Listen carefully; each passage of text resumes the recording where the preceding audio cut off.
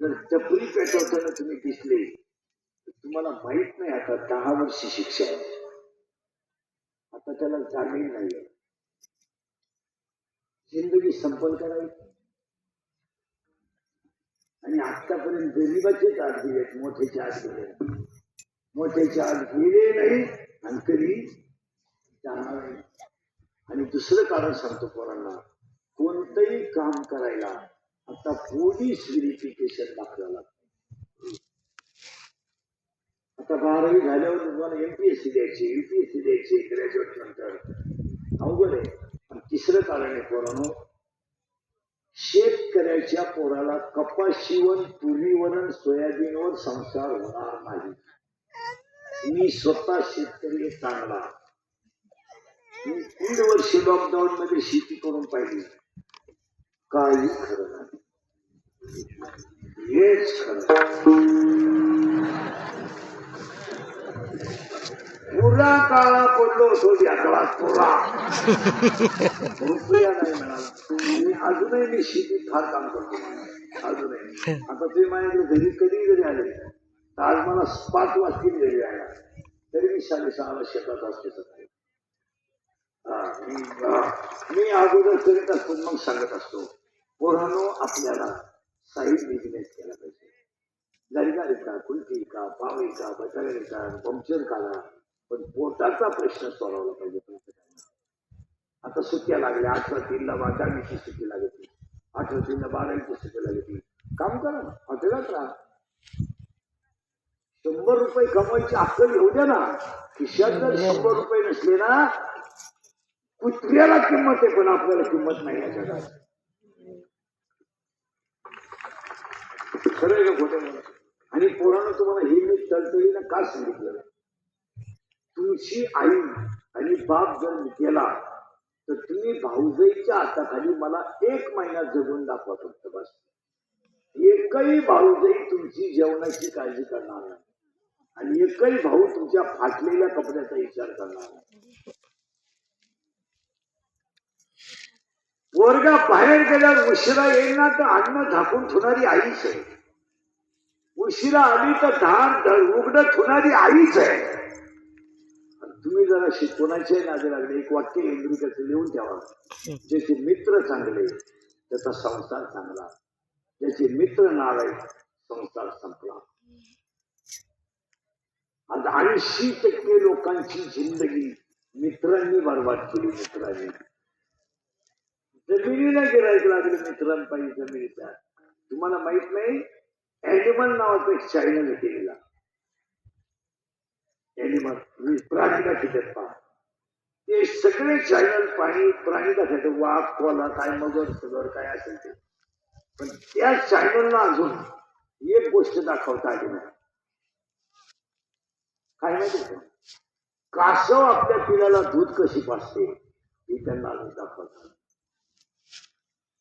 कारण कासवीला स्तन नाहीये. आपली आई मुलाला दाणं लावते, धोका देते. कासवी फक्त नजरेनं तिला वाढवते. कासवीनं जर तिच्या पिलाकडे पाहिलं तर तिचं पिलू आपोआप होतं. कासवीला स्तन नाहीये. कासव हा प्राणी सायन्सवाला होता ना. कासव हा प्राणी सस्तन प्राणी नाहीये. सस्तन प्राणी नाही, त्याला स्तन नाहीये. आणि साप सस्तन नाहीये. पण सापाचं वैशिष्ट्य असं आहे, सापाची आई, पिलाची आई पुढे जर चालली तर माग पिलं पाडतात आणि त्या पिलाला ती आई पोटातच पळायचं शिकवते.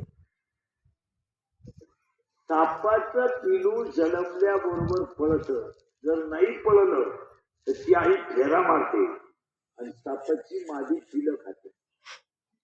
पिलं खात असताना ती पिलाचा विचार नाही करीत किती राहिले, ती पिलाला पळायचं का शिकवते, तर भाऊ तू घरी आहे, माणसाची जर गाठ पडली तर तुझं डोकं हलते, तू जळमल्यापासून लपायला बिळात राहिला आणि खानदान वाचवायला शिक. काय डोकं? म्हणून सापाचं पिलू चालमल्या पळाचं लपून बसत निवांत झालं. सापाच्या फुलाला लपायचं जर शिकवलं तर आपल्या पोरांना पोट भरायचं का शिकवलं? मित्र चांगली फायदा करायला पुढं नालायकांच्या नादी लागला काय? हा 60% पोरांची दोस्त नालायक त्याच्या पायी वाटत. एका शकुनी मामाचं ऐकलं तर अख्खं महाभारत घडलं. ती दरिद्री जण सांगायला ते उरफट्याने दुसरं त्या दिलं ते आंधळ्याचा खेळ करून आख्या. बरं नुसतं एकट्याचा नाही केला, आख्या खानदानीचा खेळ केला.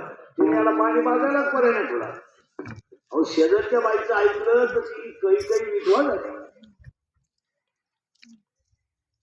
ऐकलं का तुम्ही? महिला मंडळ तुम्ही म्हणाल बरं झालं यांना सांगितलं. तुम्हाला एक सांगतो आजपासून तुमच्या घरातली कोणतीही गोष्ट शेजारच्या बाईपाशी मुकायची नाही. हा तिला मला कोणाच विषय आहे त्याच्यापाशी मुकत नाही. सणांबद्दल पुढे बाहेर बोलत असतात.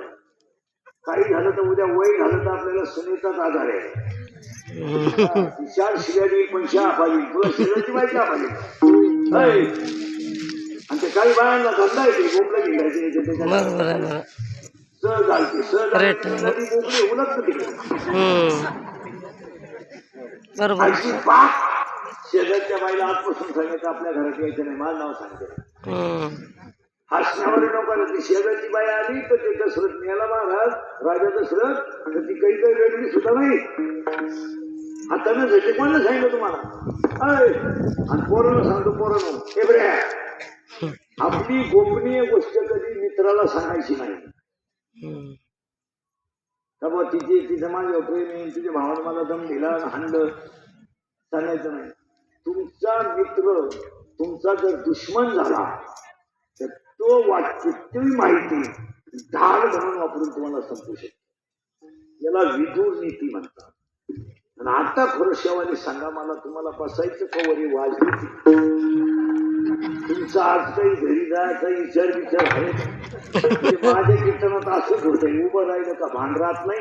गायक वादक गुणीजन मंडपवाले माहिती शिकवाले कार्यक्रमाचे आयोजक संयोजक सगळ्या मंडळीचं भरघोस कौतुक करावं. आणि आजच्या कार्यक्रमाचे आयोजक संयोजक आजच्या कार्यक्रमाचे आयोजक संयोजक कीर्तन सौजन्य युवराज धनराज डोके कार्यक्रमाच्या सगळ्या मंडळीला धन्यवाद. प्रेमानं भजन करा.